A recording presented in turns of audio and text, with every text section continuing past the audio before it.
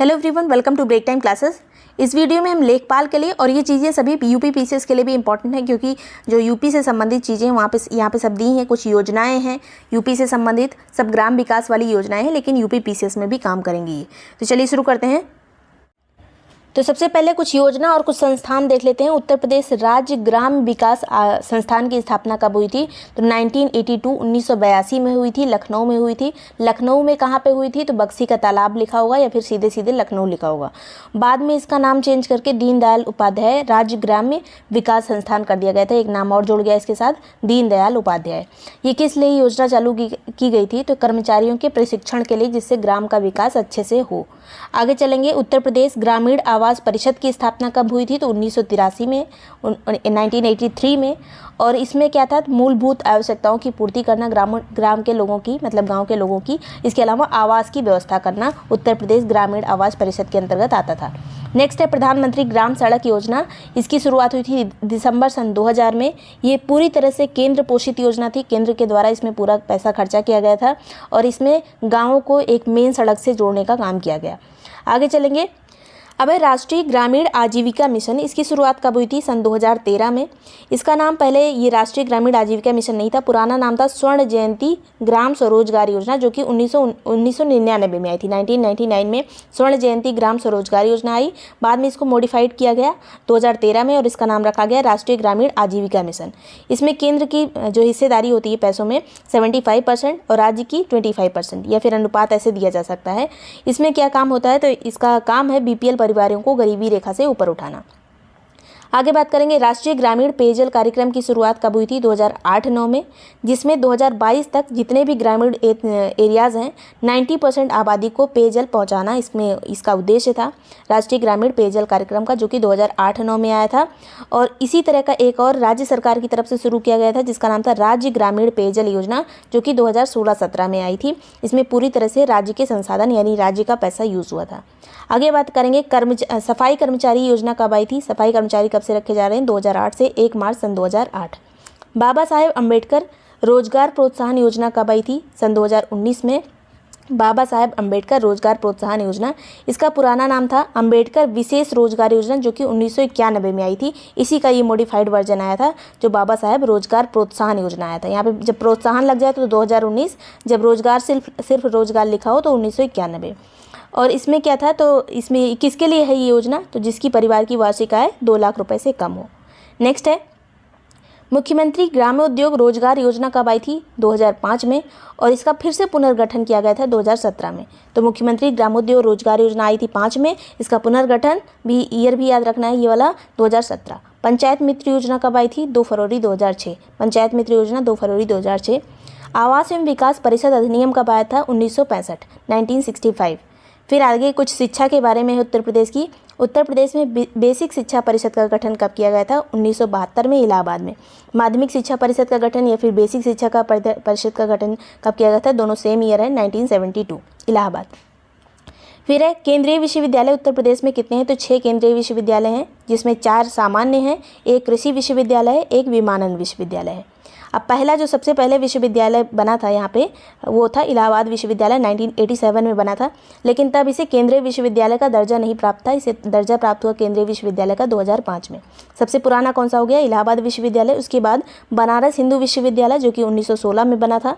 फिर आता है अलीगढ़ मुस्लिम यूनिवर्सिटी, जो कि 1920 में बना था, लेकिन जब ये बना तब इसे केंद्रीय यूनिवर्सिटी का दर्जा नहीं मिला था। 1975 में, 1975 में मिला। आगे बात करेंगे डॉक्टर भीमराव अंबेडकर विश्वविद्यालय लखनऊ। ये नाम भी याद रखिएगा, भीमराव अंबेडकर के नाम से विश्वविद्यालय कहाँ पे स्थित है? लखनऊ में। 1989 में, 1989 में बना था ये। उसके बाद इसको केंद्रीय यूनिवर्सिटी का दर्जा 1996 में मिला। तो ये दर्जा कब मिला ये भी याद रखिएगा, और ज़्यादा ये इंपॉर्टेंट है कि इसकी स्थापना कब हुई थी, चारों की। उसके बाद आता है रानी लक्ष्मीबाई केंद्रीय विश्वविद्यालय झांसी, जो कि इसकी स्थापना 2014 में हुई थी। ये एक तरह का कृषि विश्वविद्यालय है, रानी लक्ष्मीबाई केंद्रीय विश्वविद्यालय। फिर एक विमानन विश्वविद्यालय, जिसका नाम है राजीव गांधी राष्ट्रीय विमानन विश्वविद्यालय, जो कि रायबरेली में स्थित है। इसकी स्थापना हुई थी 2017 में। लेटेस्ट वाला सबसे केंद्रीय विश्वविद्यालय कौन सा है यहाँ पे? तो राजीव गांधी राष्ट्रीय विमानन विश्वविद्यालय, रायबरेली। नेक्स्ट है राजकीय कृषि विश्वविद्यालय कितने हैं? तो इनके नाम मैचिंग में आते हैं, जैसे अलग अलग जो महान विभूतियाँ थी हमारी, जैसे चंद्रशेखर आज़ाद, नरेंद्र देव और वल्लभ भाई पटेल, इनको मैचिंग में आता है कि ये कौन से ये वाले संस्थान जो हैं विश्वविद्यालय कहाँ पे स्थित है? तो चंद्रशेखर आज़ाद कृषि एवं प्रौद्योगिकी विश्वविद्यालय कानपुर में है, स्थापना हुई थी 1975 में। आचार्य नरेंद्र देव कृषि एवं प्रौद्योगिकी विश्वविद्यालय अयोध्या में स्थित है, जिसका पहले नाम फैजाबाद था, 1976 में स्थापना हुई थी। फिर सरदार वल्लभ भाई पटेल कृषि विश्वविद्यालय कहाँ पे है? मेरठ में। वल्लभ भाई पटेल मेरठ, नरेंद्र देव अयोध्या, चंद्रशेखर आज़ाद कानपुर।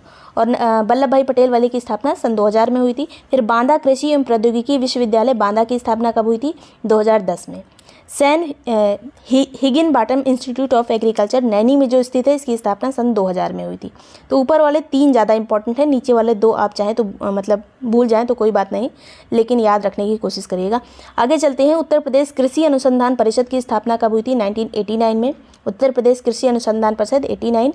प्रदेश में हिंदी को राजभाषा कब घोषित किया गया था? तो अक्टूबर मंथ भी याद रखना है, अक्टूबर 1947 में।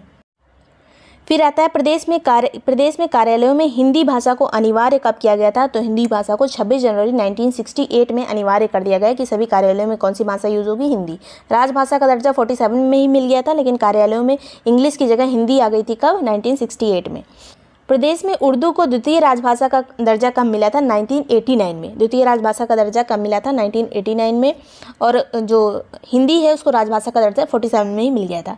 हिंदुस्तान अकेडमी प्रयागराज की स्थापना कब हुई थी? 1927 में। हिंदुस्तान अकेडमी प्रयागराज की स्थापना 1927 में। उत्तर प्रदेश उर्दू अकादमी की स्थापना कब हुई थी? 1972 में। इसका उल्टा कर दीजिए, 1972 में। Hindustan academy 27, Urdu academy 72। उत्तर प्रदेश हिंदी संस्थान की स्थापना कब हुई थी? 1976 में। हिंदी संस्थान 1976 किसके प्रयासों से? पुरुषोत्तम दास टंडन के प्रयासों से। पूछा जा सकता है कि किसके प्रयासों से हिंदी संस्थान की स्थापना हुई थी? 76 में, पुरुषोत्तम दास टंडन। उसी सन में एक दिन बाद ही उत्तर प्रदेश संस्कृत संस्थान की भी स्थापना हुई थी 1976 में। उत्तर प्रदेश हिंदी संस्थान की स्थापना 1996 में हुई थी, 1996 में। ये पंजाबी अकादमी उतनी ज़्यादा इंपॉर्टेंट नहीं है, लेकिन 1998 याद रखिएगा। उत्तर प्रदेश भाषा संस्थान की स्थापना कब हुई थी? 1994। भाषा संस्थान इंपॉर्टेंट है, उत्तर प्रदेश भाषा संस्थान 1994। फिर आता है, एक बार फिर से इसको रिवाइज कर लीजिए। हिंदुस्तान अकेडमी 27, उर्दू अकादमी कब? 1972, हिंदी संस्थान 76, संस्कृत संस्थान 76, सिंधी संस्थान 96, उसके बाद उत्तर प्रदेश भाषा संस्थान 94। भारत में हिंदी के प्रथम पत्र का जो प्रकाशन हुआ था, वो प्रथम पत्र कौन सा था? उद्दंत मार्तंड, जिसका प्रकाशन कोलकाता से हुआ था 1826। हो सकता है मैंने कहीं पे गलती से 1800 की जगह पे 1900 बोल दिया होगा, लेकिन वहाँ पे जहाँ 1800 लिखा है वहाँ 1800 ही होगा। बोलने में कभी कभी गलती हो जाती है। 1826 में उद्दंत मार्तंड जो कि पहला हिंदी अखबार था, उसके संपादक कौन थे? तो युगल किशोर थे। और ये कहाँ के थे? कानपुर के पूछा जा सकता है, क्योंकि यूपी के थे, इसलिए इंपॉर्टेंट है। नेक्स्ट है, उत्तर प्रदेश से निकलने वाला पहला हिंदी पत्र कौन था? पहला पूरे भारत का तो उद्दंत मार्तंड था, लेकिन पहला हिंदी पत्र यूपी का कौन सा था? बनारस अखबार, जिसके संपादक थे शिव प्रसाद सितारे हिंद का ये अखबार था। 1945 में प्रकाशित हुआ था। 1845 में 1845 में ये प्रकाशित हुआ था। कुछ पत्र और संपादक हैं, जैसे बुद्धि प्रकाश, इसके संपादक थे मुंशी सदासुखलाल। उसके बाद सर्वहित कारक के संपादक थे शिव नारायण। तत्वबोधिनी पत्रिका काफ़ी इंपॉर्टेंट है, इसके जो संपादक रह चुके थे वो गुलाब शंकर बरेलवी थे। हो सकता है किसी पत्रिका के बाद में कोई दूसरे संपादक बने हैं, लेकिन जो यहाँ व्यक्ति लिखे हैं ये सब उत्तर प्रदेश से संबंधित है, इसलिए इंपॉर्टेंट है। फिर आता है कवि वचन सुधा, जो कि बनारस से प्रकाशित होती थी, ये भारतेंदु जी की पत्रिका थी। इसके अलावा ब्राह्मण पत्रिका कानपुर से प्रकाशित होती थी। कहाँ से? जहाँ पे लिखा है कि ये कहाँ से प्रकाशित होती थी, ये चीज़ें इंपॉर्टेंट है, वहीं मैंने लिखा है जहाँ पे चीज़ इंपॉर्टेंट है कि कहाँ से प्रकाशन हो रहा है। तो ब्राह्मण का प्रकाशन कानपुर से, और इसके प्रकाशक कौन थे? प्रताप नारायण मिश्र। फिर आता है अभ्युदय और नागरी नीरदी, किसकी पत्रिका थी? मालवीय जी की, मदन मोहन मालवीय की। इसके अलावा ये कहाँ से प्रकाशित होती थी? अभ्युदय का पूछा जाता है तो ये प्रयागराज से प्रकाशित होती थी।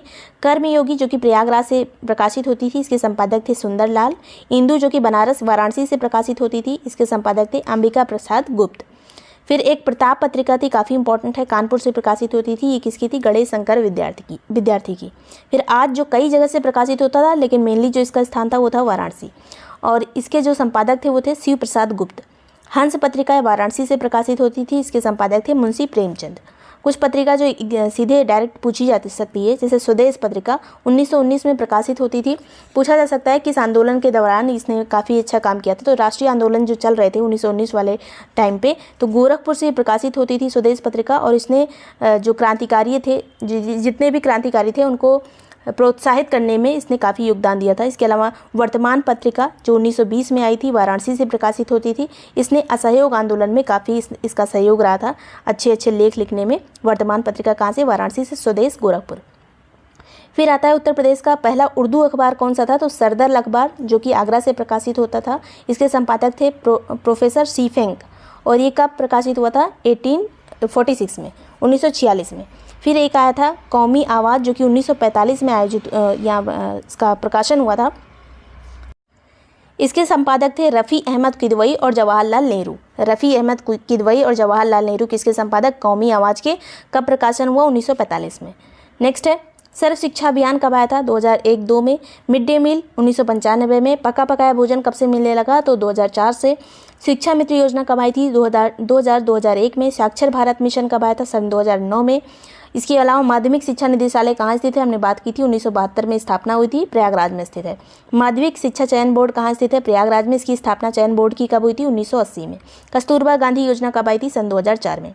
तो ये सभी चीज़ें इंपॉर्टेंट थी। वीडियो पसंद आया तो लाइक और सब्सक्राइब कर दीजिएगा। इसके अलावा लेखपाल की या फिर यूपी पीसीएस की टेस्ट सीरीज ज्वाइन करने के लिए लिंक डिस्क्रिप्शन में दिया है, वहाँ से जाके देख के आप ज्वाइन कर सकते हैं या फिर इस नंबर पर कॉन्टैक्ट कर सकते हैं। Thank you so much for watching great time classes.